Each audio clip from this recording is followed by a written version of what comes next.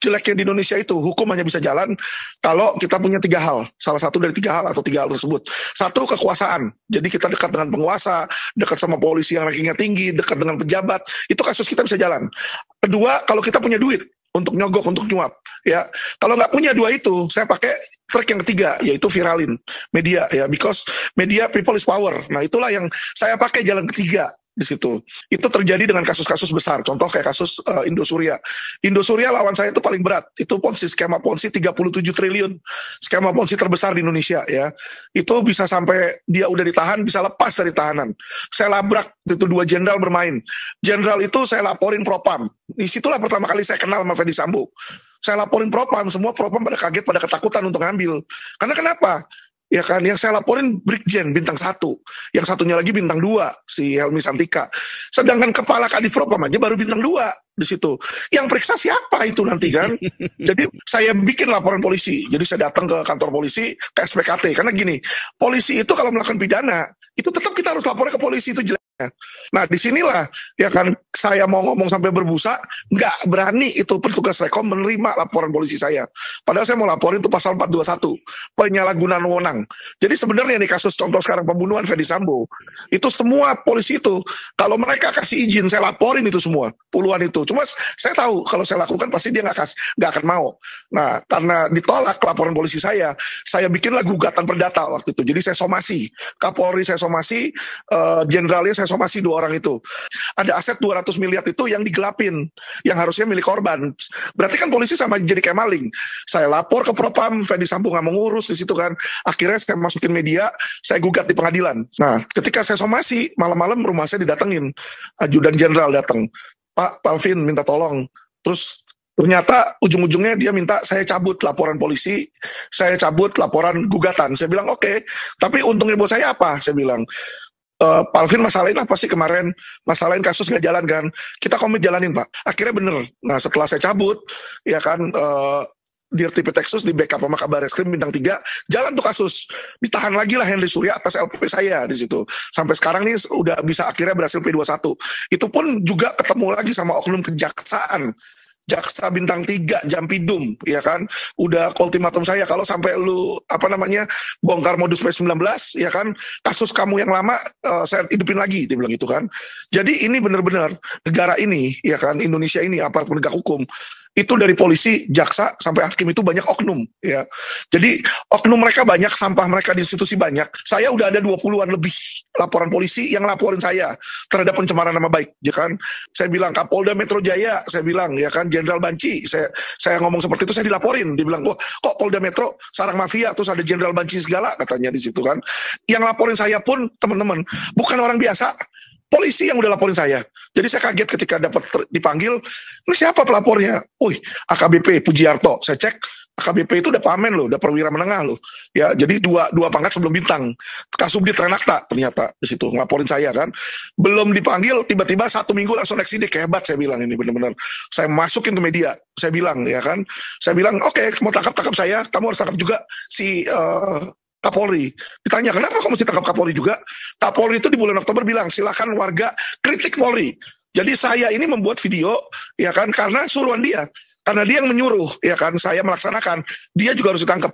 Saya kasih buktinya, saya kasih bukti WA, terus saya WA ke Kapolri juga kan. Kapolri balas akhirnya di situ kan, karena saya naikin semua. Sampai naik ke detik.com segala, saya bilang di situ kan, naik ke Detik, naik ke Tempo, pusing dia kan. Nah, ketika itu langsung Kapolri WA, habis Kapolri WA, nggak lama, Ferdy Sambo nelfon saya, minta ketemu, ya kan. Ferdy Sambo bilang, tolong dong kamu WA Kapolri, jangan bilang saya nggak mau angkat telepon kamu, digituin lah. Memang awalnya nggak diangkat kok, di situ kan. Jadi disinilah, kalau kasus belum viral teman-teman, ya kan, nggak akan dijalanin. Jadi kita ini hidup di Indonesia mayoritas Muslim. Tetapi ada polisi, kayak contoh Kapolrinya pun Listio Sigit itu Kristen. Ya kan, Ferdy Sambo itu Kristen. Ya kan, bawahannya Ferdy Sambo bintang 1 yang Karo Paminal, Hendra Kurniawan itu juga kalau dia sih apa namanya minoritas lah Chinese, cuma apa namanya saya antara dia Kristen juga atau Buddha, karena di kantornya itu masih banyak patung Quan Kong ya, jadi saya lihat mungkin keluarganya masih Buddhis di situ. Dan kalau teman-teman lihat, saya mulai lihat di pergerakan di dalam kepolisian nih mulai banyak anak-anak tua dimasukin. Jadi contoh di Tipitexus yang baru itu Wisnu itu juga Kristen, Kasubdit TPPU Kristen di sini ya. Jadi mulai banyak nih, terus Karo Wasidik Iwan Kurniawan juga Kristen teman-teman. Tetapi mohon maaf ya, nggak semua orang Kristen itu benar ya, sorry. Mulutnya mengatakan Tuhan, tapi tangannya juga mengerjakan hal-hal yang kotor di situ. Jadi kalau saya bicara itu bisa dari Detik, Tempo, Gatra, bisa masuk semua itu, halaman depan, bisa masuk ke TV. Nah itu hal yang sebenarnya sulit teman-teman ya. Karena background saya ada uang, di awal-awal saya sebenarnya beli program. Jadi kayak saya ketemu Haritanu, saya beli program di MNC, saya beli program di iNews. Nah setelah saya mulai ada nama, saya singkirkan itu, saya nggak mau lagi. Karena lumayan mahal teman-teman. 6 sesi itu 1 miliar. Ya, jadi menurut saya itu agak berlebihan sih. Nah, untuk supaya bisa ada keadilan yang tadi dibilang golongan menengah, apalagi menengah ke bawah ya, kalau nggak ada dukungan dari media, nggak akan jalan. Kedua yang kita gencarkan medsos teman-teman. Kalau ada masyarakat yang datang ke kami, mereka jadi korban oknum, itu mereka biasanya ada rekaman atau apa, mereka mau bongkar, tapi lawyer mereka nggak akan berani naikin. Kenapa? Lawyer itu selalu takut ketika berbicara jelek tentang polisi. Ketika dia bicara jelek tentang polisi, besoknya itu lawyer akan ditarget sama polisi, saya jamin. Ya, karena kenapa? Oknum-oknum ini bukan cuma satu, berjemaah teman-teman. Teman-teman mungkin udah baca berita, ya ini Ferdy Sambo diduga ketua Satgasus, Satuan Tugas Khusus di situ ya. Jadi Satgasus ini menangani kasus-kasus pidana-pidana serius lah. Nah, tapi anehnya Satgasus ini tidak ambil dana dari kepolisian loh. Jadi mereka suruh cari anggaran sendiri. Coba bayangin. Kan kalau dia nggak mendapatkan anggaran dari APBN, ya kan uangnya dari mana coba? Nah, saya mau memberikan beberapa data valid ya. Jadi gini, satu, judi online. Jadi benar informasi yang beredar bahwa kepolisian menerima uang dari judi online. Ya, karena saya punya klien judi online juga yang ditangkap, ya kan. Nah, kita ini bicara sama temannya dia yang waktu itu di satu sel. Nah, temannya ini ditangkap juga karena dia telat ngasih setoran ke Polda Metro. Situ. Jadi ada sebuah subdit di Polda Metro namanya Resmob, di mana kalau kasus-kasus judi online pasti ke situ. Namanya judi online, lewat online. Ya cyber dong yang punya teknologi untuk menangani. Tapi ini tidak teman-teman. Anehnya di Polda yang nanganin Resmob subditnya. Mana judinya nggak bisa dibuktiin. Bandarnya kagak ada, pemainnya kagak ada. Yang dia mau cuma uang hasil judinya itu diambil. Jadi itu orang digebukin, malam-malam dikeluarin dari tahanan, uangnya dari ATM diambil di situ. Ya kan ada buktinya. Apa yang saya lakukan? Saya laporin itu Kanit sama penyidik secara etik juga ke Irwasda, ya kan. Setelah saya laporin ke Irwasda, besokannya saya datang mau nanya laporan, saya udah lihat Kasubditnya lagi di depan bawa bingkisan gede banget, 2 meter ada kali itu bingkisan tuh. Terus saya ketemu sama Irwasdanya ketawa. Tuh Vin, lu lihat di depan tuh bingkisan tuh 2 meter tuh dari Kasubdit tuh kata dia. Kita laporin polisi, percuma Pak. Ya, jadi adanya propam gak di propam itu percuma. Kenapa? Anda bikin laporan ke propam, besokannya polisi propam itu dapat duit dari polisi penyidik dan ditutup kasusnya. Selesai. Kecuali kasus Anda udah viral kayak kasus Brigadir J. Nah, itu bisa jalan. Kalau nggak viral, nggak ada kekuasaan, dan nggak ada duit, nggak akan jalan. 3 itu balik lagi. Judi online itu di Indonesia ini 3 besar bandarnya. Salah satu pengusaha hotel. Teman-teman tahu lah 3 huruf depannya J di situ ya. Kedua ada grup snake ular, ada grupnya juga yang anak-anak muda, ada grup Akyat di situ. Jadi kenapa kita bisa tahu? Saya bisa tahu. Teman-teman lihat nggak Indonesia ini negara penuh bohong, ya.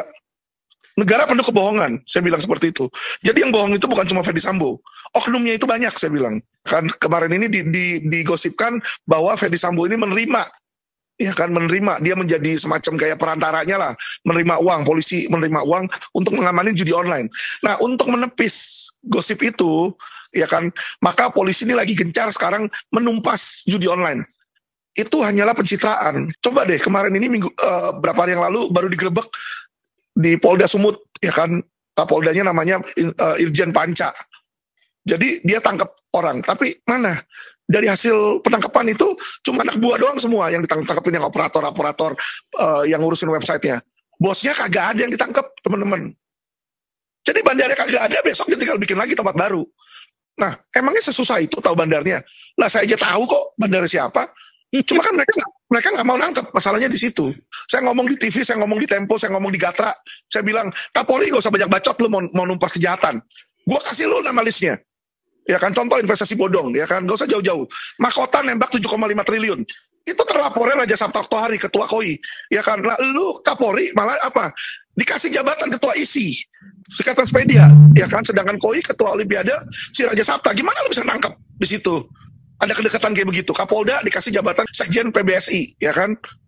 Nah, kayak dia mau nangkap, gimana dia bisa mau nangkap Ferdi Sambo?